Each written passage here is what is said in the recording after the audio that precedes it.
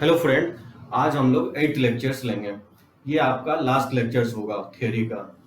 सो determinants में जो हम लोग लास्ट लेक्चर्स में देखे थे, आपको मैं बताया था कि समेशंस, इंटीग्रेशंस और डिफरेंशिएशन ऑफ टू डिटर्मिनेंट्स कैसे करेंगे।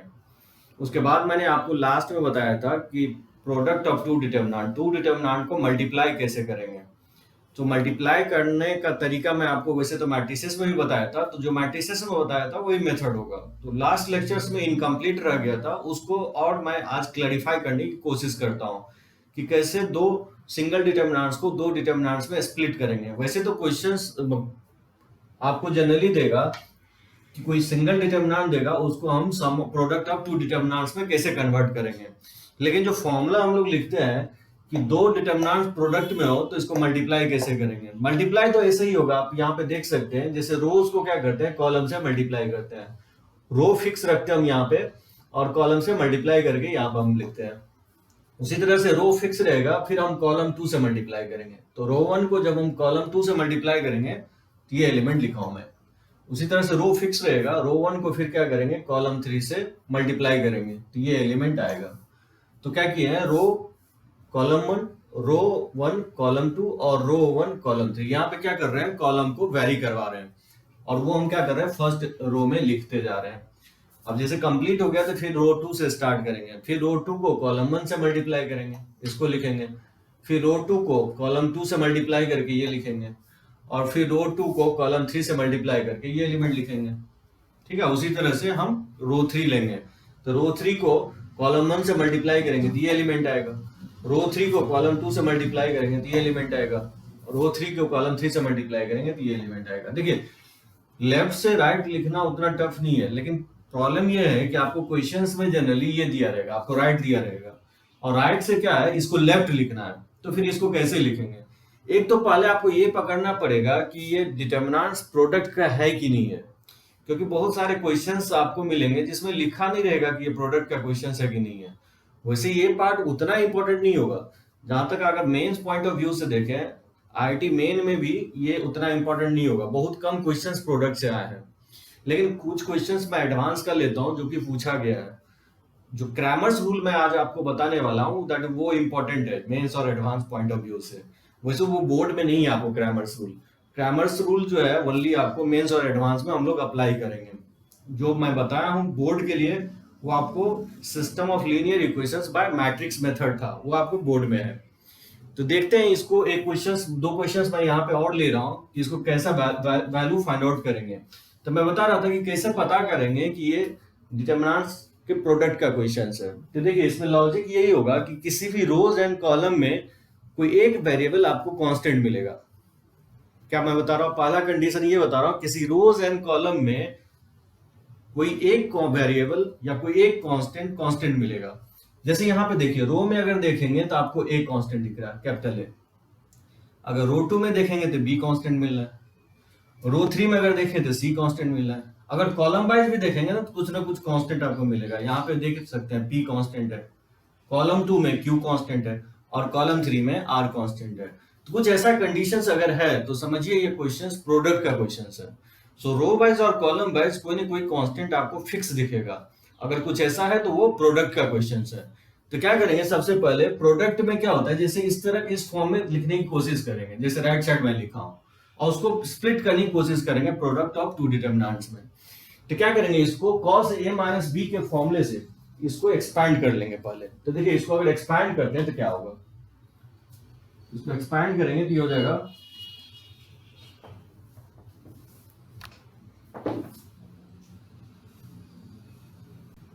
cos a cos p, अब प्लस हो जाएगा sin a sin p। इसी तरह से ये हो जाएगा cos p प्लस हो जाएगा sin b sin p। उसी तरह से cos p अब प्लस हो जाएगा sin c into sin p। उसी तरह से इसको एक्सपैंड करेंगे तो ये हो जाएगा cos a cos q, अब प्लस हो जाएगा sin a sin q। उसी तरह से cos b cos q, अब प्लस हो जाएगा sin b sin q। उसी तरह से cos c cos r cos q, अब प्लस हो जाएगा sin c sin r। इस तरह से साइन ए माइनस बी से एक्सपैंड कर लेंगे। जैसे थर्ड को करेंगे तो ये हो जाएगा कॉस ए कॉस आर और प्लस हो जाएगा sine A into sine R. उसी तरह से ये कॉस सी कॉस आर और प्लस हो जाएगा sine C into sine R. तो ये जाएगा cos C into cos R और प्लस हो जाएगा sine C into sine R. इस तरह से क्या करेंगे, एक्सपैंड कर देंगे। अभी जस्ट मैं कमेंट किया हूं कि यहाँ पे ए देख रहा है फिक्स है, यहाँ पे बी फिक्स है, यहाँ पे सी फिक्स है। कॉलम वाइज अगर देखेंगे तो बी फिक्स है, क्यू फिक्स है, आर फिक्स है। तो नेसेसरली ये क्वेश्चन जो होगा प्रोडक्ट ऑफ टू डिटरमिनेंट्स का होगा। तो इसको कन्वर्ट करने की कोशिश करेंगे टू डिटरमिनेंट्स के प्रोडक्ट में।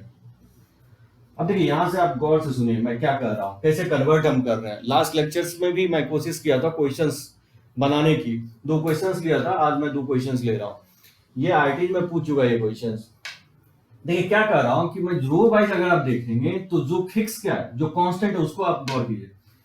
कॉस ए साइन ए, यहां पर अगर देखें तो कॉस ए साइन ए, यहां पे भी क्या है कॉस ए साइन ए और cos A sign A. Row wise जो फिक्स होगा, रो वाइज जो फिक्स होगा नंबर, उसको आप क्या करेंगे, रो में रखेंगे। यहाँ पे फिक्स क्या है, cos A sign A cos A sign A cos A sign ए, ये फिक्स है। इसको आप रो में रखेंगे क्योंकि तीसरा एलिमेंट है नहीं, तीसरा टर्म है नहीं, इसलिए इसको 0 लिख सकते हैं आप। तो जो एलिमेंट फिक्स होगा cos A sign A cos A sign A cos A sign ए, उसको क्या करना है, फर्स्ट डिटरमिनेंट के रो में रखना है, ठीक है। और जो वैरी कर रहा है रो में, तो वैरी क्या कर रहा है यहाँ पे, cos P sine P cos Q sine Q cos R sine R, इसको आप क्या करना है, सेकेंड डिटरमिनेंट्स को आपको कॉलम में रखना है, ठीक है। तो जो वैरी कर रहा है रो 1 में, कॉस से sine cos Q sine Q cos R sine R, ये वैरी कर रहा है। तो इसको आपको सेकेंड डिटरमिनेंट्स के कॉलम में रखना है। तो बताइए कॉलम में रखेंगे तो क्या होगा, कॉस पी साइन पी, और क्योंकि तीसरा एलिमेंट है नहीं तो तीसरा एलिमेंट 0 ले लेंगे। उसी तरह से कॉस क्यू साइन क्यू, ये 0 हो जाएगा। और उसी तरह से कॉस आर साइन आर, ये 0 हो जाएगा। तो जो एलिमेंट वैरी कर रहा है वो सेकेंड डिटरमिनेंट्स के कॉलम में रखना है। अब जज कीजिए, देखिए कैसे क्या हो रहा है।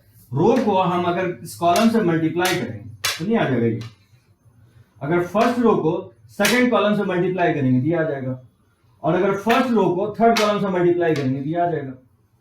इतना लिखने के बाद आप अगर पकड़ लेंगे कि ये कैसे आया होगा, यहां पे क्या लिखा हुआ है, cos B sine B cos B sine B cos cos cos B sine B, यहां पे क्या होगा, बी है, ये मैं एक्सपैंड गलत किया हूं, ये हो जाएगा कॉस बी साइन बी, यहां बी लिखा हुआ है, ठीक है, इसको करेक्ट कर लेंगे, यहां पे बी है। तो यहां पे अगर आप देखेंगे फिक्स जो है कॉस बी साइन बी है, कॉस बी साइन बी है, कॉस बी साइन बी है, तो वो क्या होगा, जो फिक्स है इसके रो में जाएगा, ये हो जाएगा कॉस बी साइन बी 0। अब आप देख सकते हैं इसको जब हम इससे मल्टीप्लाई करें तो नहीं आ जाएगा ये। अगर सेकेंड रो को सेकेंड कॉलम से मल्टीप्लाई करें तो इसके इक्वल आ जाएगा, और सेकेंड रो को थर्ड कॉलम से मल्टीप्लाई करेंगे तो ये आ जाएगा।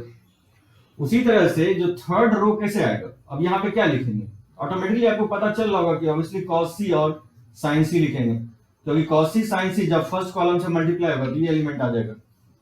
थर्ड रो और सेकेंड कॉलम से मल्टीप्लाई करेंगे तो ये आएगा, और थर्ड रो यहाँ पे कॉस सी ये क्यू है, और थर्ड रो अगर सेकंड कॉलम से मल्टीप्लाई करेंगे तो ये आएगा, और थर्ड रो थर्ड कॉलम से मल्टीप्लाई करेंगे तो इसके इक्वल आ जाएगा। इस तरह से आप प्रोडक्ट ऑफ टू डिटरमिनेंट्स में कन्वर्ट कर लेना है। आपको ध्यान एक ही बात का रखना है कि जो एलिमेंट फिक्स है, sign A cos A sign A cos A sign A cos A sign ए, यहाँ पे क्या है cos A sign A cos A sign ए, जो एलिमेंट फिक्स आ रहा है रो वाइज उसको आपको क्या करना है, फर्स्ट डिटरमिनेंट के रो में रखना है। और जो एलिमेंट वैरी कर रहा है, जैसे यहाँ पे वैरी जो कर रहा है cos P sine P cos Q sine Q cos R sine R, इसको क्या करना है, सेकेंड डिटरमिनेंट्स को आपको कॉलम में रखना है। इतना लिखने के बाद आप पकड़ लेंगे कि सेकेंड रो थर्ड रो में क्या लिखना है मुझे। अब आप देख सकते हैं इस डिटरमिनेंट्स का वैल्यू क्या होगा, 0 होगा, और इस डिटरमिनेंट्स का भी वैल्यू 0 होगा। क्यों होगा 0? क्योंकि मैं एक्सप्लेन किया हूं प्रॉपर्टीज में कि कोई भी रोज अगर सारे एलिमेंट और कॉलम में अगर 0 है तो डिटरमिनेंट्स का वैल्यू 0 होता है। अब देखिए इसी तरह से इस क्वेश्चन को आप बना सकते हैं। जैसे इस क्वेश्चन को देखिए मैं यहां बना देता हूं, यहां पे भी अगर गौर करेंगे तो ये प्रोडक्ट का क्वेश्चन है। कैसे प्रोडक्ट का क्वेश्चन है, जैसे इसमें आप अगर देखें तो x फिक्स है, इसमें y फिक्स है और इसमें z फिक्स है। और इसमें अगर देखें तो ए फिक्स है, इसमें बी फिक्स है और इसमें सी फिक्स है। दैट मींस ये प्रोडक्ट का क्वेश्चन होगा। यानी रो वाइज और कॉलम वाइज एवरी रो और कॉलम में क्या होगा, कोई ना कोई अगर एलिमेंट फिक्स है तो ये क्वेश्चंस ऑटोमेटिकली प्रोडक्ट का क्वेश्चन होगा। तो देखिए सबसे पहला स्टेप तो ये होगा कि आप इसको एक्सपैंड कर देंगे। तो पता है इसको एक्सपैंड करेंगे a प्लस बी के होल स्क्वायर से क्या लिखेंगे, तो 1 प्लस 2ax प्लस हो जाएगा a square x square, 1 plus 2bx और प्लस हो जाएगा b स्क्वायर एक्स स्क्वायर और 1 प्लस 2cx और प्लस हो जाएगा c स्क्वायर एक्स स्क्वायर। उसी तरह से सेकेंड रो होगा 1 plus 2ay plus a square y square, 1 plus 2ay 2by और प्लस हो जाएगा बी स्क्वायर वाई स्क्वायर, हो जाएगा 1 प्लस 2c वाई और प्लस हो जाएगा सी स्क्वायर वाई स्क्वायर। ठीक है, ए बी सी इसमें सब में वाई रखना है। और ये हो जाएगा 1 प्लस 2az और प्लस हो जाएगा A square Z square, 1 plus 2bz और प्लस हो जाएगा बी स्क्वायर जेड स्क्वायर और ये 1 प्लस 2cz और प्लस हो जाएगा सी स्क्वायर जेड स्क्वायर। इसको ओपन कर देंगे, a प्लस बी के होल स्क्वायर से इसको ओपन कर देंगे। अब देखिए ये भी क्या होगा, प्रोडक्ट ऑफ टू डिटरमिनेंट्स का फॉर्म में लिखा जाएगा। तो देखिए हम कैसे लिख रहे हैं इसको प्रोडक्ट ऑफ टू डिटरमिनेंट्स में। ठीक है, फिर से देखिए क्या कह रहा हूं कि जो एलिमेंट फिक्स है, अब आपको पकड़ना है एलिमेंट फिक्स क्या लेना है। जैसे आप पकड़िए, जैसे 1x x square, 1x x square, 1x x square, इसको आप फिक्स मान सकते हैं क्योंकि हर एक रो में है ये एलिमेंट। तो क्या करेंगे, 1x एक्स स्क्वायर आपको फर्स्ट रो में रख लेना है। जो एलिमेंट फिक्स है, जो आपको हर एक में दिख रहा है, हर एक रो में दिख रहा है, जो एलिमेंट फिक्स है उसको रो में लाएंगे। तो 1x एक्स स्क्वायर वो हर एक में है, इसमें भी है, इसमें भी है, इसमें भी है, रो में है। तो रो वन में सिर्फ अभी देखना है, रो वन में आपको एलिमेंट जो एलिमेंट फिक्स है उसको आपको देखना है, उसको क्या करना है, फर्स्ट डिटरमिनेंट्स को रो में रखना है।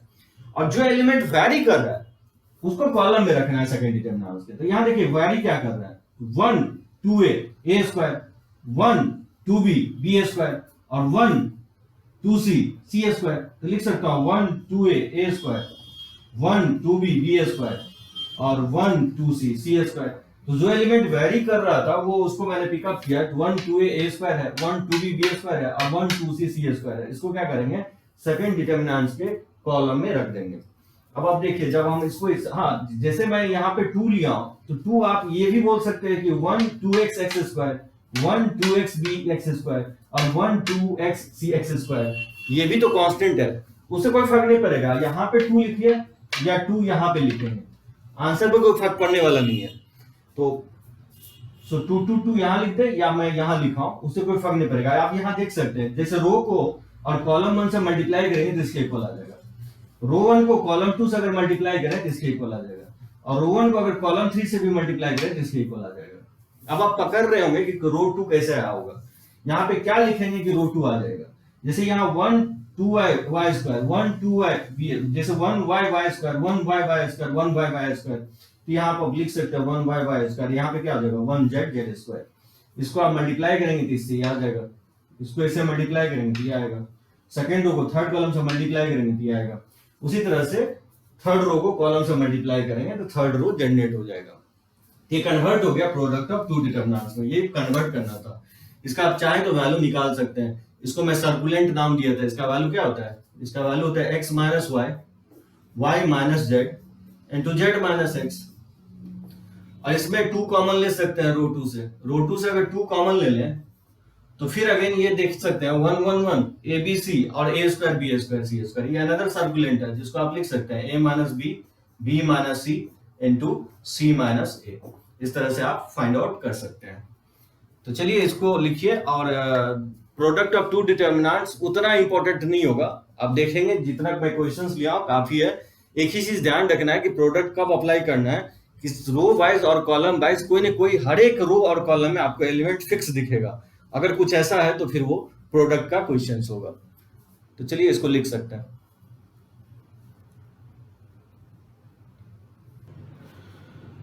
देखिए ये लास्ट आपका होगा क्रैमर्स रूल डिटरमिनेंट्स में।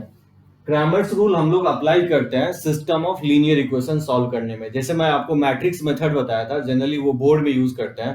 क्रैमर्स रूल आप कहीं पे भी अप्लाई कर सकते हैं। इवन अगर बोर्ड में देता है तो बोर्ड में भी कर सकते हैं, जनरली नहीं पूछता है बोर्ड में, लेकिन अगर पूछता है तो अप्लाई कर सकते हैं, और मेंस और एडवांस में तो हम करेंगे ही करेंगे। सो मैट्रिक्स मेथड से इजियर होगा ये आपका मेथड, क्रैमर्स रूल। तो देखते हैं सबसे पहले टू इक्वेशंस टू वेरिएबल में। जैसे देखिए टू इक्वेशंस टू वेरिएबल आप 9th 10th में पढ़े होंगे। मैं बताया था ये स्ट्रेट लाइन को इक्वेशंस को डिनोट कर रहा है। तो बोले a1/a2 अगर b1/b2 के इक्वल है, और अगर इक्वल नहीं है c1/c2 के, तो इस इक्वेशंस के जो सॉल्यूशंस होंगे वो सॉल्यूशंस नहीं होंगे, उसको बोलते हैं इनकॉन्सिस्टेंट। मतलब a1/a2 b1/b2 कब इक्वल होगा, इसका स्लोप क्या होगा, इसका मैंने आपको बताया स्ट्रेट लाइन में स्लोप जैसे m1 डिनोट करते हैं, तो स्लोप क्या होता है, coefficient of x upon coefficient of y, ये होगा। और इसका स्लोप क्या होगा, इसका स्लोप होगा minus coefficient of x upon coefficient of y, ये होता है स्लोप। अब देख सकते हैं अगर इस दोनों को इक्वल कर दें, अगर m1 m2 को इक्वल कर दें तो क्या होगा, माइनस a1/b1 इक्वल टू हो जाएगा माइनस a2/b2। तो माइनस को अगर इग्नोर कर दें तो ये a1/a2 इक्वल हो जाएगा b1/b2 के। वही मैं लिखा हूं यहाँ पे कि a1/a2 अगर b1/b2 के इक्वल है और c1/c2 के इक्वल नहीं है, तो बताइए इस दोनों लाइन का ओरिएंटेशन कैसा होगा, यानी स्लोप इक्वल है लेकिन कांस्टेंट अगर इक्वल नहीं है तो लाइंस क्या होंगे, दो लाइंस आपस में पैरेलल होंगे। तो दो लाइन अगर आपस में पैरेलल होंगे तो दोनों लाइन को सिंप्लीफाई करेंगे तो कोई सॉल्यूशन नहीं मिलेगा, कोई कॉमन वैल्यू नहीं मिलेगा, क्योंकि दोनों लाइन आपस में इंटरसेक्ट नहीं कर रहा है। इसलिए बोलेंगे कि सिस्टम ऑफ इक्वेशंस के कोई भी सॉल्यूशंस नहीं होंगे। मेंस में बहुत इंपॉर्टेंट होगा, इससे क्वेश्चंस काफी आया है, ठीक है। तो two equations two variable, three equation three variable आपके सिर्फ सिलेबस में, तो टू इक्वेशन टू वेरिएबल से भी काफी क्वेश्चंस आया है।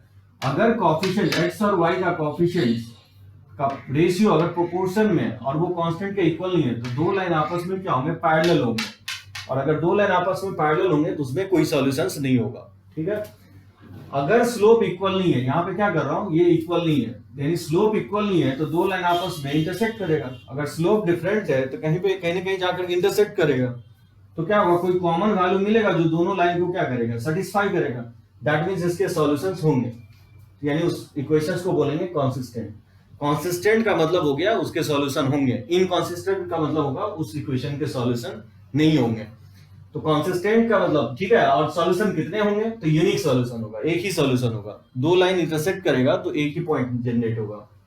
उसी तरह से मैं बता रहा हूं कि अगर तीनों कोएफिशिएंट x y और कांस्टेंट टर्म अगर प्रोपोर्शन में, तो उस केस में क्या होगा कि इनफाइनाइटली मेनी सॉल्यूशंस होंगे। उसके सिस्टम ऑफ इक्वेशंस कंसिस्टेंट होंगे, मतलब सॉल्यूशन होंगे, लेकिन उसके इनफाइनाइटली मेनी सॉल्यूशंस होंगे। इसका ओरिएंटेशन क्या होगा, एक लाइन दूसरे लाइन पे कोइंसाइड कर जाएगा, इनफाइनाइट वैल्यू हो सकते हैं इसके सॉल्यूशंस, ठीक है। तो उसी तरह से हम लोग देख सकते हैं थ्री इक्वेशंस थ्री वेरिएबल में। एग्जांपल कुछ इसमें आप ले सकते हैं, जैसे मान लीजिए 2x plus 3y equal to 5 दे देगा, एंड लेमडा x प्लस जैसे 7y इक्वल टू जैसे 10 दे देगा,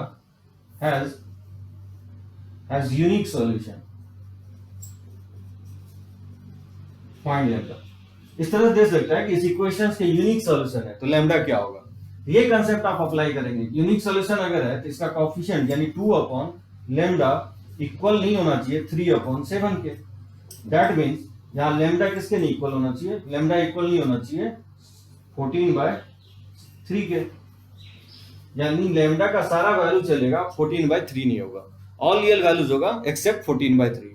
इस तरह से आप फाइंड आउट कर सकते हैं कि यूनिक सॉल्यूशंस कब होंगे, तो आपको कोएफिशिएंट प्रोपोर्शंस में नहीं होना चाहिए, यानी 2/λ इक्वल नहीं होना चाहिए 3/7 के, यहां से लैम्डा 14/3 नहीं होना चाहिए। ये system of equations, three equations three variable में कैसे हम सॉल्व करेंगे। जनरली आपको दो इक्वेशन दो वेरिएबल में सॉल्व करने का बहुत सारा मेथड आपको 9th 10th में बताया गया होगा। एलिमिनेशन मेथड बताया होगा आपको, जैसे आप सब्स्टिट्यूशन मेथड लर्न किए होंगे, जैसे क्रॉस मल्टीप्लिकेशन मेथड लर्न, ऐसे बहुत सारे मेथड आपको बताया गया होगा सॉल्विंग का। लेकिन हम लोग थ्री इक्वेशन थ्री वेरिएबल में क्या करेंगे, एक ही मेथड यूज करेंगे, क्रैमर्स रूल। एक तो मैट्रिक्स मेथड बताया हूं, क्रैमर्स रूल से थ्री इक्वेशन थ्री वेरिएबल बहुत इजीली फाइंड आउट कर सकते हैं। जैसे मान लीजिए a1x b1y plus c1z equal to d1, ये थ्री सिस्टम ऑफ इक्वेशंस है, थ्री इक्वेशन थ्री वेरिएबल में। अब देखिए चार डिटरमिनेंट्स मैं फॉर्म कर रहा हूं। डिटरमिनेंट्स मैं कैसे फॉर्म कर रहा हूं, कैपिटल डी को मैं नाम दिया हूं जो एक्स वाई जेड के कोएफिशिएंट से बनने वाला डिटरमिनेंट्स होगा। तो मैंने क्या किया कि एक्स वाई जेड जो फर्स्ट इक्वेशंस का कोएफिशिएंट होगा a1 b1 c1, वो रो में लिखा हूं डी के। फिर जो सेकेंड इक्वेशंस के जो एक्स वाई जेड के कॉफिशिएंट होगा वो रो 2 में लिखा हूं, और जो थर्ड इक्वेशंस के जो कॉफिशिएंट होंगे एक्स वाई जेड के वो मैं आपको रो 3 में लिखा हूं, उसको मैं नाम दिया हूं कैपिटल डी। तो और D1 क्या किया हूं कि कॉलम 1 से मैंने रिप्लेस कर दिया किससे, कांस्टेंट से, D1 D2 D3 से। एक चीज इस पर ध्यान रखेंगे, मैं आपको मैट्रिक्स में ये बातें बताया था कि कांस्टेंट क्या करेंगे, या तो तीनों लेफ्ट रखेंगे या तीनों कांस्टेंट इक्वेशंस के राइट रखेंगे। ऐसा नहीं होगा कि ये कोई एक इक्वेशंस के लेफ्ट रखेंगे और कोई एक इक्वेशंस के कांस्टेंट राइट रखेंगे, तो फिर गलत हो जाएगा। सो तीनों इक्वेशंस या तो इक्वेशंस को लेफ्ट रखेंगे या नहीं तो तीनों इक्वेशंस के राइट रखेंगे। अगर नहीं है तो, अगर पहले से है तब तो कोई प्रॉब्लम नहीं है। और D1 कैसे फ्रेम होगा, तो कॉलम 1 को यानी A1 A2 A3 को कॉलम 1 को कांस्टेंट से रिप्लेस करेंगे, उसको मैं नाम दिया हूं D1। फिर कॉलम 2 को अगर रिप्लेस करते हैं डी में, अगर कॉलम 2 को रिप्लेस करते हैं किससे, D1 D2 D3 से, उसको मैं नाम दिया हूं D2। और फिर डी में अगर कॉलम 3 को रिप्लेस करें किससे, D1 D2 D3 से, उसको मैं नाम दिया हूं D3। ठीक है, सो डी फॉर्म्ड हुआ है एक्स वाई जेड के कॉफिशिएंट से, D1 फॉर्म हुआ है एक्स वाई जेड के कॉफिशिएंट से ही, लेकिन जो फर्स्ट कॉलम है उसको मैं कांस्टेंट से रिप्लेस कर दिया हूं, सेकंड कॉलम को कांस्टेंट से रिप्लेस किया और थर्ड कॉलम को इसको कांस्टेंट से रिप्लेस किया D1 D2 D3 से। इसको नाम दिया D1 D2 D3, capital D1 capital D2 capital D3। अगर D0 नहीं है, देखिए क्रैमर्स रूल अगर एप्लीकेबल होगा तो कैपिटल D0 नहीं होना चाहिए। अगर कैपिटल D0 हो गया तो फिर क्रैमर्स रूल फेल हो जाएगा। तो एक चीज ध्यान रखना है, क्रैमर्स रूल अप्लाई वहीं पे होगा जब कैपिटल D0 नहीं होना चाहिए। अगर कैपिटल D0 नहीं है तो क्रैमर्स रूल कहता है कि जो x का वैल्यू होगा वो D1/D होगा, y का वैल्यू जो होगा कैपिटल D2/D होगा, और z का वैल्यू जो होगा कैपिटल D3/D होगा। अब ये आया कैसे, मैं पहले इसको मैं प्रूफ कर देता हूं, उसके बाद मैं इसका बताता हूं नेचर ऑफ सॉल्यूशन। जैसे ये क्या बताया, नेचर ऑफ सॉल्यूशन। तो नेचर ऑफ सॉल्यूशन जो है ना, ये basically capital D, D1 D2 D3 पे डिपेंड करता है कि इसके सॉल्यूशंस होंगे कि नहीं होंगे, होंगे तो कितने होंगे, एक होंगे, इनफाइनाइट होंगे कि नहीं होंगे, तो वो बेसिकली डिपेंड करेगा कैपिटल डी पे। ये तो इसको लिख सकते हैं, उसके बाद मैं देखता हूं आपको इसको प्रूफ करता हूं और फिर नेचर ऑफ सॉल्यूशन मैं आपको बताता हूं।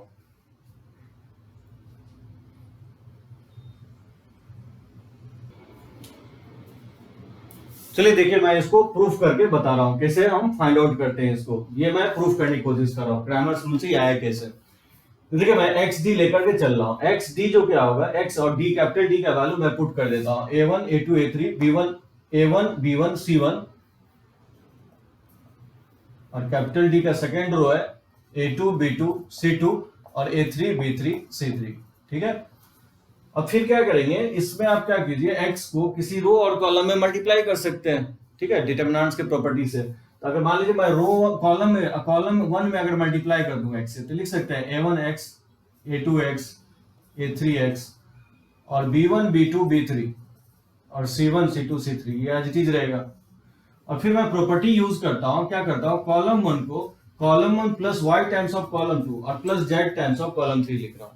ठीक है, कॉलम 1 को मैं रिप्लेस कर रहा हूं y से मल्टीप्लाई करके कॉलम 2 और z में कॉलम 3 से मल्टीप्लाई करके ऐड कर रहा हूं। तो बताइए कॉलम 1 में क्या चेंज हो जाएगा, ये हो जाएगा A1x plus B1y plus C1z, ये हो जाएगा A2x plus B2y plus C2z और A3x plus B3y plus C3z।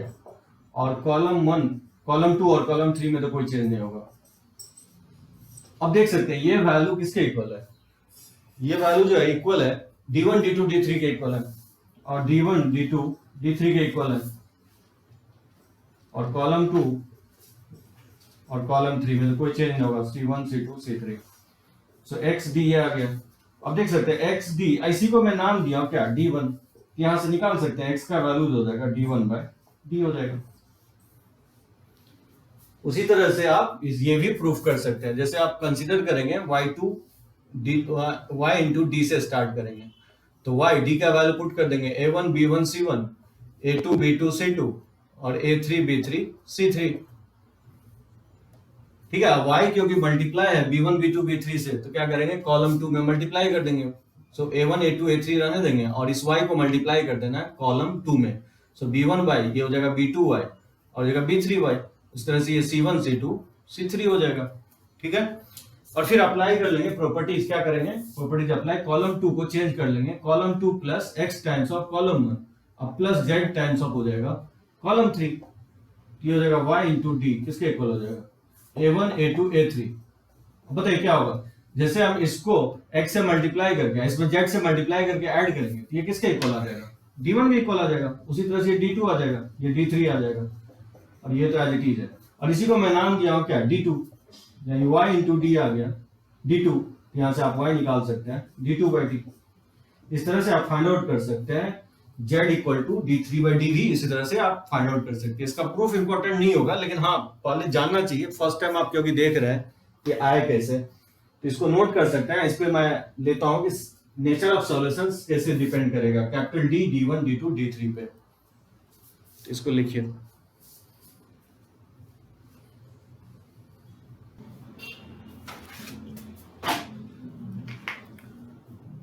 देखिए नेचर ऑफ सॉल्यूशंस काफी इंपॉर्टेंट होगा। 3 इक्वेशंस और 3 वेरिएबल के लिए मैं आपको बता रहा हूं ये डायग्राम।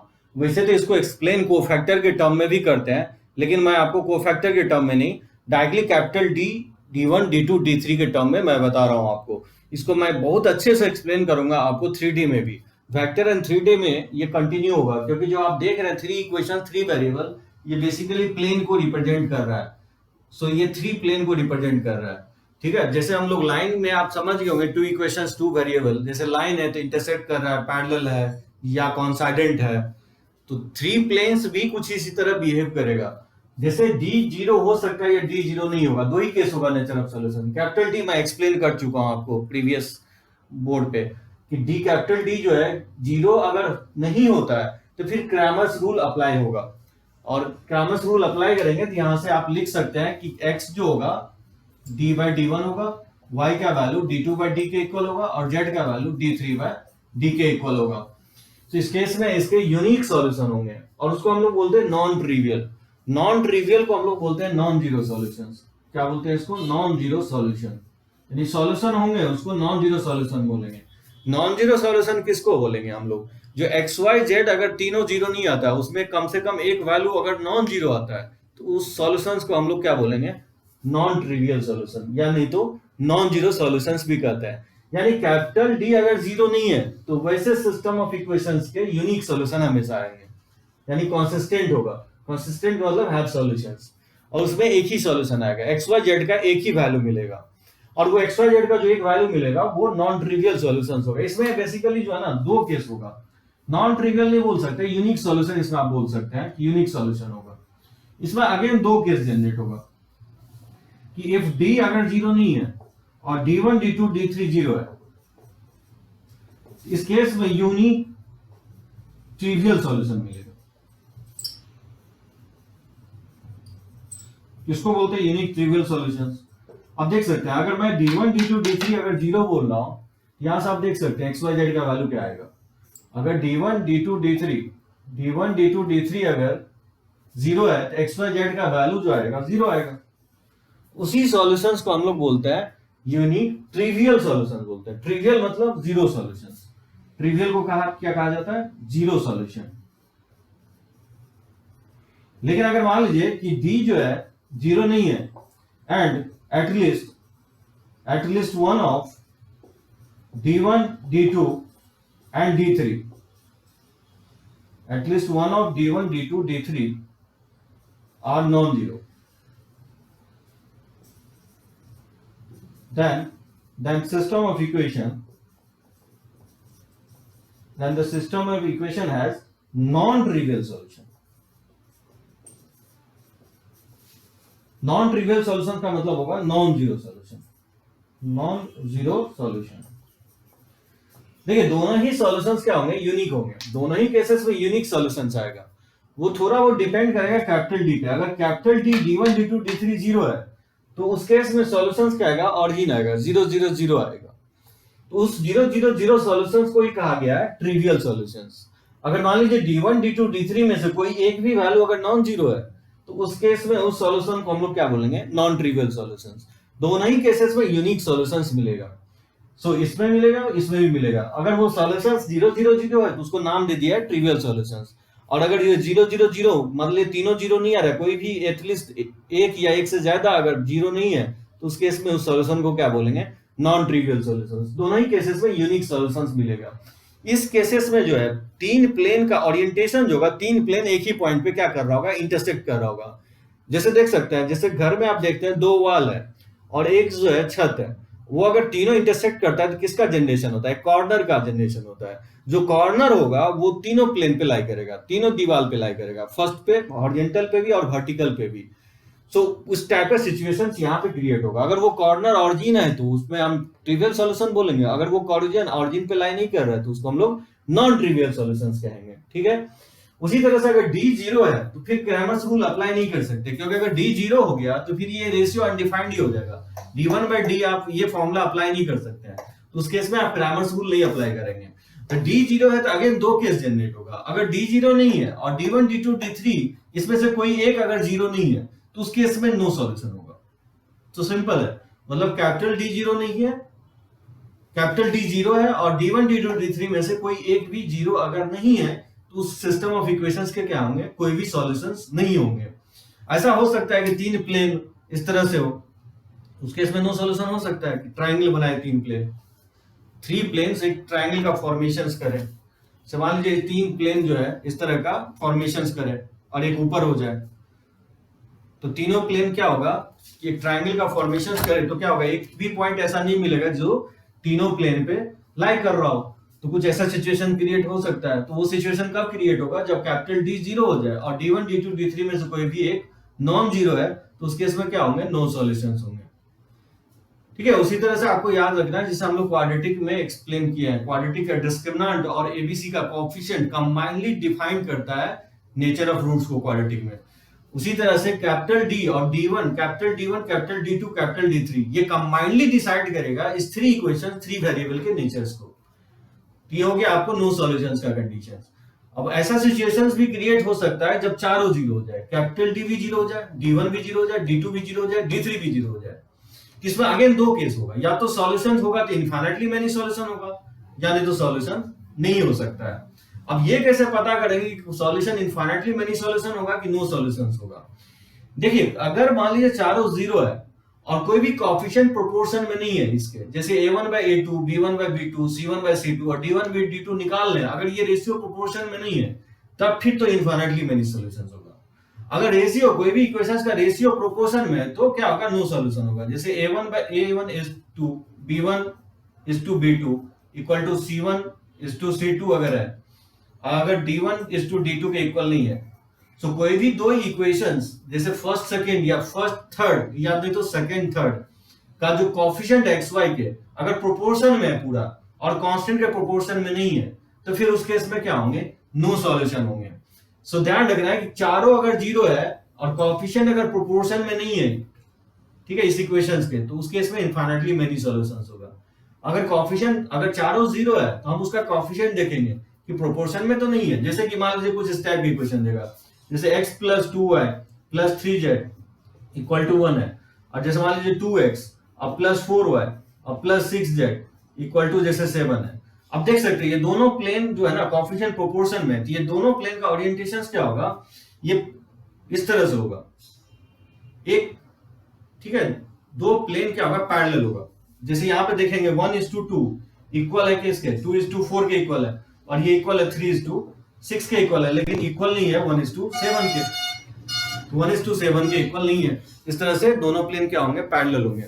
तो कोई भी एटलीस्ट टू प्लेन पैरेलल है, अगर ये चारों जीरो है तो देखेंगे कहीं दो प्लेन पैरेलल तो नहीं है।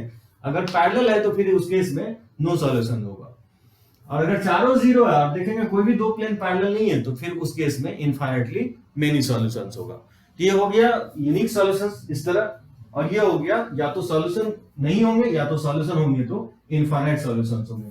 उस केस में क्या होगा, कैपिटल डी जीरो होगा। सो सॉल्यूशंस नहीं होंगे तो दो केस हो जाएगा आपको, या तो कैपिटल डी जीरो होगा और d1 d2 d3 में कोई भी अगर एक वैल्यू नॉन जीरो है तो उस केस में नो सॉल्यूशंस होंगे।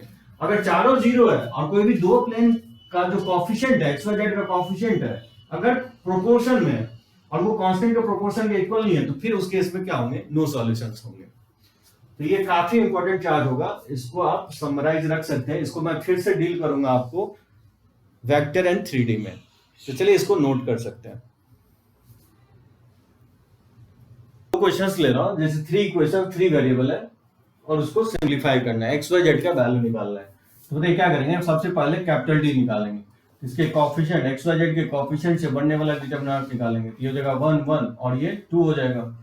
और या तो जीरो कर लीजिए या डायरेक्टली आप एक्सपैंड कर लीजिए, तो 4 - 1 ये 3 हो जाएगा, -1 रो 1 के अलावा एक्सपैंड कर रहा हूँ, तो इसको डिलीट करेंगे तो 2 - 1 1 हो जाएगा, प्लस 1 इंटू ये हो जाएगा 1 - 2 तो -1 हो जाएगा, तो ये हो जाएगा 3 - 1 और ये -1, ये वैल्यू 1 के इक्वल हो जाएगा।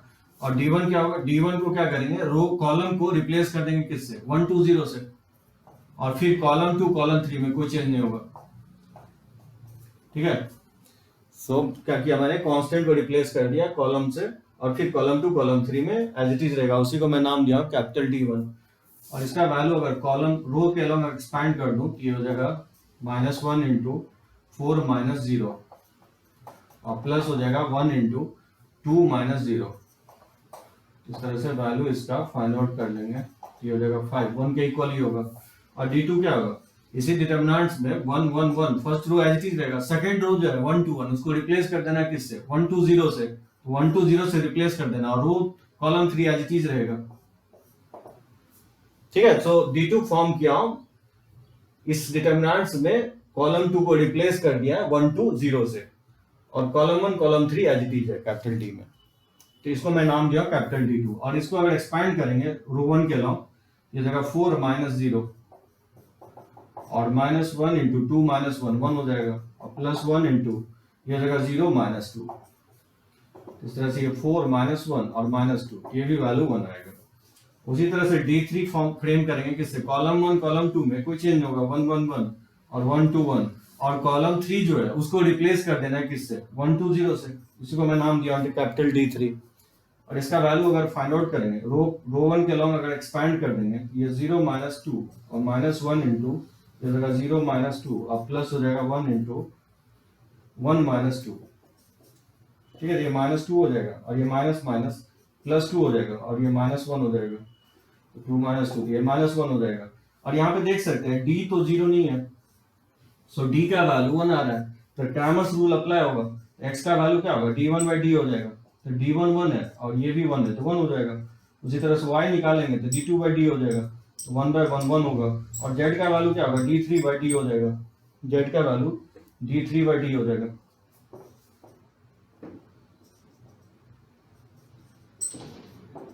तो D3 के अभी -1 है, तो इस केस में -1 आ जाएगा, तो x का वैल्यू आएगा 1, y का वैल्यू आ जाएगा 1 और z का वैल्यू आ जाएगा -1। और ये आप क्रॉस चेक कर सकते हैं कि ये गलत बनाए कि सही बनाए, तो 1 1 -1 आया, x 1 आया, y 1 आया और z -1, इसमें आप पुट कीजिए तो देख रहे हैं 1 1 और -1 ये एड अप होकर के 1 आ जाएगा।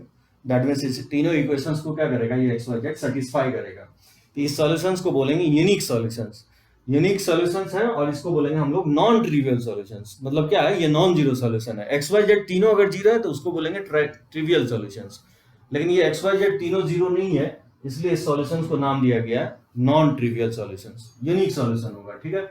उसी तरह से अगर यहाँ पे देखें, कैपिटल डी अगर निकालना चाहे इसके कोएफिशिएंट से बनने वाला, तो ये जगह 1 2 3 और जगह 2 3 4 और 3 4 5,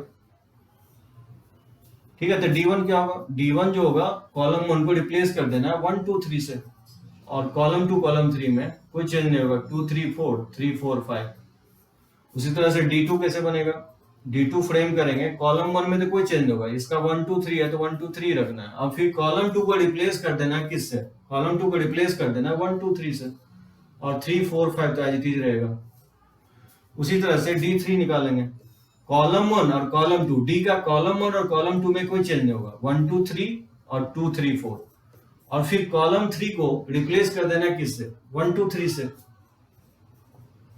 और इसका वैल्यू आप फाइंड आउट करेंगे। जैसे इसका वैल्यू फाइंड आउट करें तो क्या होगा, डायरेक्टली अगर इसको एक्सपैंड कर दें तो लिख सकते हैं 1 इंटू 15 माइनस 16 और ये जगह -2 इंटू 10 माइनस 12 और प्लस हो जाएगा 3 इंटू रो 1 के अलावा एक्सपैंड कर दिया, तो इसको रो एंड कॉलम को डिलीट करेंगे तो 8 माइनस 9 -1 हो जाएगा, तो ये हो जाएगा -1 और ये -2 तो माइनस माइनस +4 और ये -3। अब देख सकते हैं ये वैल्यू क्या होगा, 0 आएगा।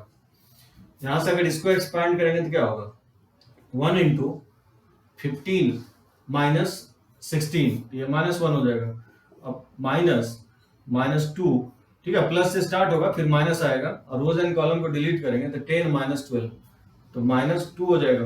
अब +3 इंटू और ये हो जाएगा 8 - 9, 8 - 9 तो -1 हो जाएगा। इसका वैल्यू मैनिपुलेट करेंगे तो -1 माइनस माइनस +4 हो जाएगा और ये -3, ये भी क्या आ रहा है, 0 आ रहा है। और ये तो 0 होगा ही क्योंकि कॉलम 1 और कॉलम 2 क्या है, आइडेंटिकल है। प्रॉपर्टी में बता चुका हूँ, दो कॉलम अगर इक्वल होता है, आइडेंटिकल होता है एलिमेंट, तो उसके डिटरमिनेंट वैल्यू 0 होंगे। और यहाँ पे भी देख सकते हैं कॉलम 1 कॉलम 3 के आइडेंटिकल है, तो इसका भी डिटरमिनेंट वैल्यू 0 होगा क्योंकि कॉलम 1 कॉलम 3 के आइडेंटिकल है। मतलब यहाँ पे आप केस क्या देख रहे हैं कि चारों 0 हो रहा है, डी भी 0 हो रहा है, D1 भी 0 हो रहा है और D2 भी 0 हो रहा है, D3 भी 0 हो रहा है। तो बताया था कि अगर चारों 0 होगा तो यहाँ से दो केस जनरेट होगा, या तो सॉल्यूशन होंगे या तो सॉल्यूशन इनफाइनाइटली मेनी सॉल्यूशंस होंगे। अगर आप इस तीनों इक्वेशंस को देखें तो कोएफिशिएंट प्रोपोर्शन में नहीं है, 1/2, 1:2 इक्वल नहीं है 2:3 और इक्वल नहीं है 3:4। यानी कोई भी दो प्लेन आपस में पैरेलल नहीं है, यानी कोई भी दो प्लेन आपस में पैरेलल नहीं है, तो फिर इसका मीनिंग क्या होगा, इसका सॉल्यूशन क्या होंगे, इनफाइनाइटली मेनी सॉल्यूशन होंगे। इस इक्वेशंस के इनफाइनाइटली मेनी सॉल्यूशंस होंगे। इस तरह से आप फाइंड आउट कर सकते हैं और वो सॉल्यूशंस भी निकाल सकते हैं कि वो इनफाइनाइटली मेनी सॉल्यूशंस क्या होगा। देखिए इनफाइनाइटली मेनी सॉल्यूशंस के लिए क्या करते हैं, किसी दो इक्वेशंस आप निकाल सकते हैं। किसी एक वेरिएबल को आप क्या कीजिए, लैम्डा मान लीजिए, किसी एक वेरिएबल को x y z जिसको भी आपका मन करे आप एज्यूम कर लीजिए।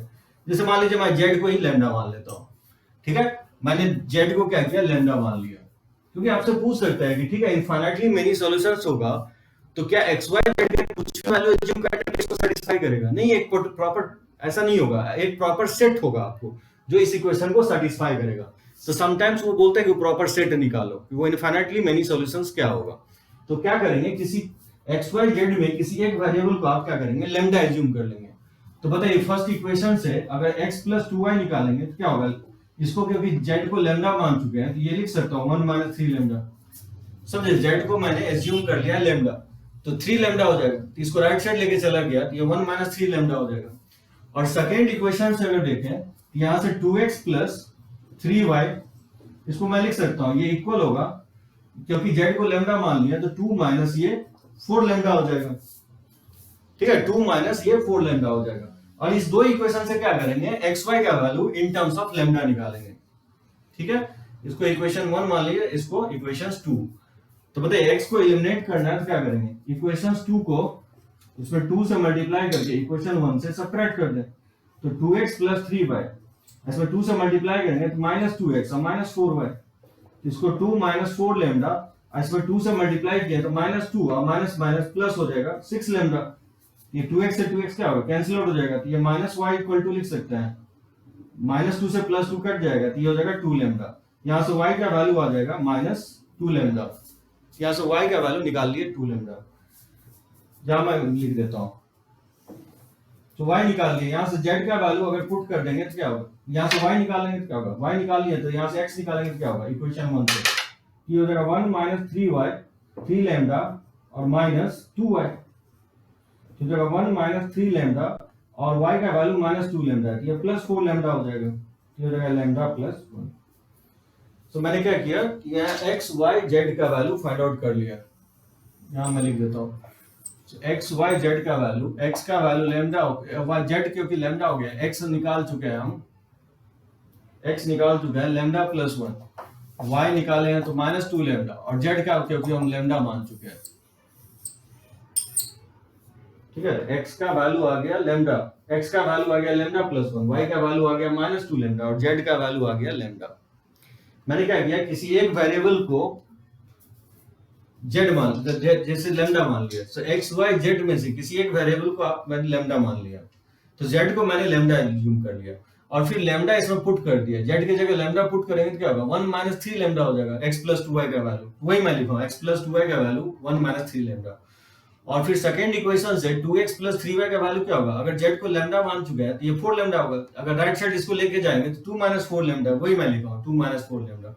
और फिर मैंने कुछ नहीं किया, इक्वेशंस 1 और 2 से x y का वैल्यू निकालना इन टर्म्स ऑफ लैम्डा में। तो देखिएगा यहां से जब आप वैल्यू निकालेंगे x y का value in terms of lambda में, और बहुत सारा मेथड आप लर्न किए हैं कि दो इक्वेशन दो वेरिएबल को कैसे सॉल्व करते हैं। मैं यहाँ पे सब्स्टिट्यूशन मेथड नहीं, एलिमिनेशन मेथड यूज किया हूँ। सो इक्वेशंस क्या किया हूँ, 2 में इक्वेशंस 2 को सब्ट्रैक्ट कर दिया हूँ, 2 से मल्टीप्लाई करके इक्वेशन 1 में, तो वहां से क्या होगा, x एलिमिनेट हो जाएगा तो y निकल जाएगा। तो देखिएगा जब निकालेंगे तो एक्स वाई जेड का वैल्यू ये आएगा, x का वैल्यू लैम्डा प्लस 1 आएगा, y का वैल्यू -2 लैम्डा आएगा और z का वैल्यू लैम्डा आ जाएगा।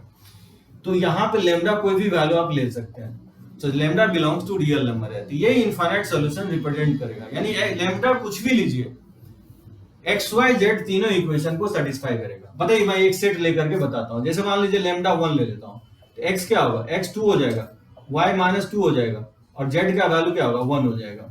अब देखिए ये जो मैं सेट निकाला हूँ only with the help of equation 1 और 2 के हेल्प से निकाला हूँ।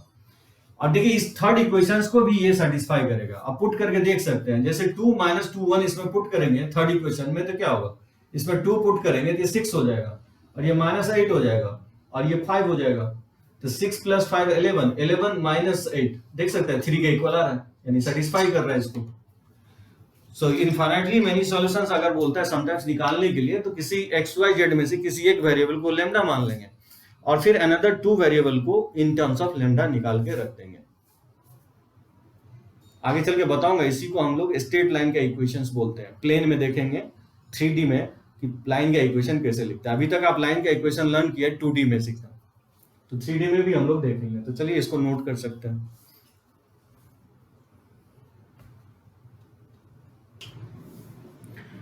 चलिए देखते हैं कि स्पेशल केस है कि मान लीजिए इसको बोलते हैं homogeneous system of equations. The homogeneous word मैं पहले भी यूज किया आपके स्ट्रेट लाइन में। क्या होता है होमोजेनियस, वेरिएबल के पावर अगर थ्रू आउट कांस्टेंट होता है तो उसको बोलते हैं होमोजेनियस। जैसे यहाँ पे देखिए x y z का पावर क्या है, 1 है, इसको बोलेंगे होमोजेनियस इक्वेशंस ऑफ 1 डिग्री। ठीक है, इसको बोलेंगे होमोजेनियस इक्वेशन ऑफ 1 डिग्री, इस तीनों इक्वेशंस को। मतलब क्या होगा ये स्पेशल केस कि वैसा तीन प्लेन जिसका कांस्टेंट d1 d2 d3 क्या हो, 0। प्रीवियस में मैं एग्जांपल में एज्यूम कर भी रहा था, नहीं भी रहा था, यहाँ पे मैं एज्यूम कर रहा हूं कि अगर कांस्टेंट 0 हो तो वैसे सिस्टम ऑफ इक्वेशंस को हम लोग क्या बोलेंगे, होमोजेनियस सिस्टम ऑफ इक्वेशंस। तो देखिए उसके जो है कैपिटल डी क्या होंगे, इसके कोएफिशिएंट से बनने वाला जो होगा ये बनेगा डिटरमिनेंट। लेकिन d1 क्या होगा, d1 को जब आप इस कॉलम से रिप्लेस करेंगे तो 0 0 से रिप्लेस करेंगे तो d1 क्या होगा, 0 हो जाएगा। और फिर अगर कॉलम 2 को 0 0 से रिप्लेस करेंगे दैट इज d2, वो भी क्या हो जाएगा, 0 हो जाएगा, क्योंकि सारे एलिमेंट अगर कॉलम के अगर 0 हो जाए तो डिटरमिनेंट्स का वैल्यू 0 होता है। और उसी तरह से d3 में क्या होगा, जब आप 0 0 0 को रिप्लेस करेंगे कॉलम 3 से तो फिर ये सारा 0 है, तो d3 भी क्या होगा, 0 हो जाएगा। That means homogeneous system of equations के d1 d2 d3 ऑलवेज क्या होंगे, 0 होंगे। तो मैं बोल रहा हूं कि इस सिस्टम ऑफ इक्वेशंस के सॉल्यूशन ऑलवेज, एक सॉल्यूशन ऑलवेज होंगे, कौन सा, 0 0 0 0 0 0 बोल सकते हैं, देख सकते हैं कि इसको भी सेटिस्फाई कर रहा है, इसको भी सेटिस्फाई कर रहा है, इसको भी सेटिस्फाई कर रहा है। मतलब इसको कैपिटल डी कुछ भी हो, कैपिटल डी कुछ भी हो, एक सॉल्यूशन इसके ऑलवेज होंगे। वो सॉल्यूशन क्या होंगे, 0 0 0। उसी सॉल्यूशंस को नाम दिया गया ट्रिवियल सॉल्यूशन, जिसको बोलते हैं जीरो सॉल्यूशन। यानी होमोजेनियस सिस्टम ऑफ इक्वेशंस के एक सॉल्यूशंस ऑलवेज होंगे, जिसको कहा गया ट्रिवियल सॉल्यूशंस। अब मैं बोल रहा हूं कि अगर डी 0 नहीं है तो फिर वो एक ही सॉल्यूशन होगा, जिसको हम नाम दिए ट्रिवियल सॉल्यूशन। वो सॉल्यूशन क्या होंगे, 0 0 0 होगा। अगर डी 0 हो जाए, कैपिटल डी 0 हो जाए और ये तीनों d1 d2 d3 पहले से 0 है तो चारों 0 हो जाएगा। अगर कैपिटल डी 0 हो जाए तो उस केस में क्या होगा, सिस्टम ऑफ इक्वेशंस के इनफाइनाइटली मेनी सॉल्यूशंस होंगे। ये मैं आपको चार्ट में बताया हूं कि कैपिटल डी भी 0 हो जाए, d1 d2 d3 भी 0 हो जाए, तो वैसे सिस्टम ऑफ इक्वेशंस को क्या बोलेंगे, इनफाइनाइटली मेनी सॉल्यूशंस होंगे। वैसे सॉल्यूशन को हम लोग नॉन ट्रिवियल सॉल्यूशंस बोलते हैं। यानी जब भी आपसे पूछे, ये काफी इंपॉर्टेंट होगा, इस पे काफी क्वेश्चंस आया, कब जब भी आपको पूछे कि होमोजेनियस सिस्टम ऑफ इक्वेशंस के नॉन ट्रिवियल सॉल्यूशंस कब होंगे, तो आपको क्या करना है कि इसके जो कोएफिशिएंट से बनने वाला डिटरमिनेंट होगा उसको क्या कर देना है, 0 कर देना है। जैसे मैं एक क्वेश्चन यहां पे लिया, for what value of p। अच्छा, इसमें नॉन ट्रिवियल सॉल्यूशन जो है इसमें 0 0 0 सॉल्यूशंस भी मर्ज होगा। मतलब 0 0 0 सॉल्यूशंस तो होगा ही होगा, उसके अलावा भी बहुत सारे सॉल्यूशंस हो सकते हैं, क्योंकि इनफाइनाइटली मेनी सॉल्यूशंस लिखा हूं। और इनफाइनाइटली मेनी सॉल्यूशंस को एक्सप्रेस करने का तरीका लैम्डा के टर्म में आपको बता चुका हूं, अगर आता है तो। जैसे देखिए एक एग्जांपल लिया हूं कि 3 होमोजेनियस सिस्टम ऑफ इक्वेशंस है, अब बोल रहा है कि नॉन ट्रिवियल सॉल्यूशंस कब होंगे, तो बोल रहा है कि p का वैल्यू क्या होगा जिससे कि इस इक्वेशंस के नॉन ट्रिवियल सॉल्यूशंस होंगे। तो क्या करना है आपको डी को क्या करना है, जीरो कर देना है। Non trivial solution homogeneous system of equations के तभी होंगे जब कैपिटल डी जीरो होना चाहिए, क्योंकि D1 D2 D3 पहले से जीरो है, यानी चारों जीरो होना चाहिए। तो बताइए कैपिटल डी अगर यहां से निकालते हैं इसके कोएफिशिएंट से बनने वाला, तो 1 2 1 ये हो जाएगा 2p1 और 1 -1 -2। इसको क्या करेंगे, नेसेसरली जीरो कर देंगे, क्योंकि पहले से D1 D2 D3 जीरो है। तो उस केस में नॉन ट्रिवियल सॉल्यूशन आ जाएगा। नॉन ट्रिवियल सॉल्यूशन हो गया जो नॉन जीरो सॉल्यूशंस, मतलब 0 0 0 सॉल्यूशंस तो होगा ही, उसके अलावा भी बहुत सारे सॉल्यूशंस अगर होता है तो उसी सॉल्यूशंस को नाम दिया गया नॉन ट्रिवियल सॉल्यूशंस। तो यहां से बताइए एक्सपैंड करेंगे, डायरेक्टली एक्सपैंड कर लेंगे, तो -2p और माइनस प्लस 1, तो -2 इंटू -4 प्लस 1 और ये हो जाएगा 1 इंटू -2 और -p हो जाएगा, इसको जीरो के इक्वल करेंगे तो हो जाएगा -2p प्लस 1 और ये -3 तो ये +6 हो जाएगा और ये -2 -p इक्वल टू 0। तो -2p और -p तो -3p और 6 7 ये +7 तो वैल्यू कितना होगा, -3 +6 -2 -p तो 6 7 तो ये 5 होगा। 1 2 1 2p 1 और फिर 1 -1 -2, इसको एक्सपैंड करेंगे तो -2p और माइनस ये +1 हो जाएगा और -2 और -4 और -1 सॉरी -4 एंड -1 ये -5 ये +10 हो जाएगा, ठीक है। 1 इंटू तो -2 -p सही है, और 10 11 में से 2 तो 9 हो जाएगा, तो यहां से 11 9 तो p का वैल्यू क्या होगा 3 हो जाएगा, -3p और 10 11 11 -2 तो 9 तो p का वैल्यू 3 होगा। इस तरह से फाइंड आउट कर सकते हैं, ठीक है। तो p का वैल्यू जब आप 3 लेंगे तो इस सिस्टम ऑफ इक्वेशंस के नॉन क्या होंगे, नॉन ट्रिवियल सॉल्यूशंस होंगे। और अगर p3 नहीं है तो क्या होगा, d जीरो नहीं होगा, तो उस केस में क्या होंगे, एक ही सॉल्यूशन होंगे, उसको क्या नाम दिया गया, ट्रिवियल सॉल्यूशन, 0 0 0 सॉल्यूशंस होंगे। यानी कैपिटल D अगर जीरो है तो उस system of equation homogeneous system of equations के ओनली ट्रिवियल सॉल्यूशंस होंगे। और अगर नॉन जीरो है, अगर ये जीरो अगर नॉन जीरो है तो ओनली ट्रिवियल सॉल्यूशन, अगर जीरो है तो इनफाइनाइटली मेनी सॉल्यूशन, उस केस में क्या होंगे, नॉन ट्रिवियल सॉल्यूशंस होंगे। यानी यहाँ p3 लेते हैं तो d जीरो हो जाएगा और d1 d2 d3 पहले से जीरो है, तो उस केस में इनफाइनाइटली मेनी सॉल्यूशंस होगा, उसी को नॉन ट्रिवियल सॉल्यूशंस कहा गया है। और अगर ये p3 नहीं लेते हैं तो फिर क्या होगा, d जीरो नहीं होगा, तो उस केस में ओनली ट्रिवियल सॉल्यूशंस होंगे सिस्टम ऑफ इक्वेशंस के, और मतलब ट्रिवियल सॉल्यूशंस बोला जाता है जीरो सॉल्यूशंस को, ठीक है, हैज ओनली ट्रिवियल सॉल्यूशन, इसको हम बोलते हैं जीरो सॉल्यूशन। उसे यहां लिख चुका हूं मैं, तो चलिए इसको लिख सकते हैं।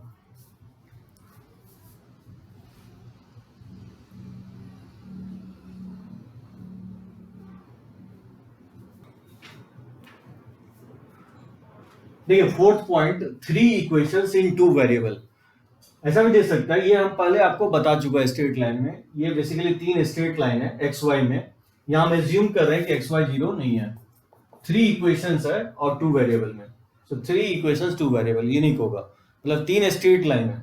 और बोला कंसिस्टेंट कब होगा, सॉल्यूशन कब होंगे, तो 3 स्ट्रेट लाइन बताया सॉल्यूशंस कब होंगे, जब तीनों लाइन कंकरेंट हो जाए, तीनों लाइन एक ही पॉइंट पे जाकर के मीट कर जाए तो ही सॉल्यूशंस होंगे। और ये बताया हूं कि इसके डिटरमिनेंट वैल्यू उसका क्या होना चाहिए, जीरो होना चाहिए। कंकरेंसी का मैं ये कंडीशंस बताया था आपको कि 3 लाइन कंकरेंट तभी होगा जब ये डिटरमिनेंट वैल्यू जीरो हो जाए। अब बोलेंगे ये आए कैसे, क्या किया गया है कि एक्स वाई का वैल्यू किसी 2 इक्वेशन को सॉल्व करके, जैसे फर्स्ट एंड सेकंड को सॉल्व किया गया और थर्ड में क्या करेगा, सेटिस्फाई कर दिया गया, तो वहीं से जो है जनरेट होगा कोएफिशिएंट में, डिटरमिनेंट फॉर्म में इसको लिखा गया है। तो 3 इक्वेशंस 2 इक्वेशंस इन 3 वेरिएबल, यानी 3 स्ट्रेट लाइन सॉल्यूशंस कब होंगे, कंसिस्टेंट कब होंगे, यानी कंकरेंट कब होंगे, जब इसका डिटरमिनेंट वैल्यू क्या होगा, जीरो होना चाहिए। एक चीज ध्यान रखना है कि कांस्टेंट तीनों या तो लेफ्ट होना चाहिए या तीनों राइट होना चाहिए। तो चलिए देखिए एक क्वेश्चंस मैं ले रहा हूं आपको, जनरल ये मैं क्वेश्चंस ले रहा हूं स्टार्टिंग के थ्योरी पे, कि बोल रहा है कि इसमें पी क्यू दे देगा आपको, कोई बहुत लैम्डा पी क्यू अटैच कर देगा 3 इक्वेशंस 3 वेरिएबल में, और बोलेगा कि पी क्यू का वैल्यू क्या हो सकता है जिससे कि सॉल्यूशन नहीं हो, या बोलेगा यूनिक सॉल्यूशन हो, या इनफाइनाइटली मेनी सॉल्यूशंस। तो ये पार्ट वाइज दे सकता है, ये क्वेश्चंस कभी पूछेगा नो सॉल्यूशन कब होगा, इनफाइनाइटली मेनी सॉल्यूशन कब होगा, यूनिक सॉल्यूशन कब होगा। तो क्या करेंगे, सबसे पहले आप डी निकाल लेंगे। तो मैं ये एक्सप्लेन किया हूं डी कैसे निकालेंगे, तो जो एक्स वाई जेड के कोएफिशिएंट से बनने वाला जो डिटरमिनेंट्स होगा वो डी होगा। तो मैं डायरेक्टली लिख दिया इसको। आप या तो कुछ प्रॉपर्टी लगा लेंगे, जीरो बना लेंगे, या नहीं तो डायरेक्टली एक्सपैंड करके इसको आप क्या करेंगे, फैक्टराइज कर लेंगे। तो जब आप फैक्टराइज कीजिएगा तो देखिएगा ये आएगा 2 minus P into 3 minus Q. और D1 क्या होगा कि इस D में कॉलम 1 को रिप्लेस कर देंगे किससे, कांस्टेंट से 854 से। तो वही किया हूं, सो कॉलम 1 को रिप्लेस कर दिया और 854 से। और इसी को सिंप्लीफाई करेंगे, इसको फैक्टराइज करके लिखेंगे तो ये आएगा 2 minus P into 15 minus 4 Q.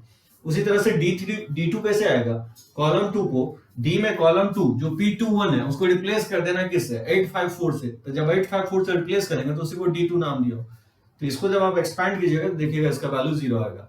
उसी तरह से D3 फाइंड आउट करेंगे तो कैपिटल D में क्या करेंगे, कॉलम 3 को रिप्लेस कर देना किससे, 854 से, तो वो D3 आएगा। और इसी को जब वैल्यू फाइंड आउट कीजिएगा तो P माइनस 3 आएगा।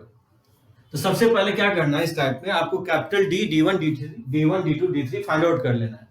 अब देखिए इसमें बोल रहा है कि इक्वेशंस इसके सॉल्यूशन नहीं होना चाहिए, नो सॉल्यूशन। तो नो सॉल्यूशंस कब बताया था, नो सॉल्यूशंस कब होता है, जब D क्या हो जाए, 0 हो जाए, and D1, D2, D3 are non zero.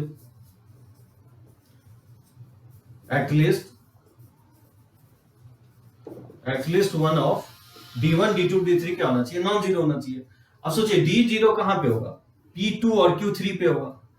अगर P2 Q3 लेते हैं तो देखिए क्या होगा कि P अगर 2 लेंगे तो फिर ये भी 0 हो जाएगा और ये भी 0 हो जाएगा। और फिर P3 लेते हैं, P अगर ये देखिएगा P माइनस 2 आएगा। ये इसको जब आप सिंप्लीफाई करेंगे तो देखिएगा P माइनस 2 आएगा। तो जब आप P2 लेंगे और Q3 लेंगे तो D 0 हो जाएगा। तो D अगर 0 हो जाएगा तो फिर D1, D2, D3 भी 0 हो जाएगा अगर P2 लेते हैं तो चारों 0 हो जाएगा। तो उस केस में तो इनफाइनाइटली मेनी सॉल्यूशंस हो जाएगा। लेकिन बोल रहे हैं नो सॉल्यूशन, तो हम चाहते हैं कि D 0 हो जाए और D1, D2, D3 0 नहीं हो। तो क्या करेंगे कि Q क्या होगा, 3 ले लेंगे और P को 2 नहीं लेंगे।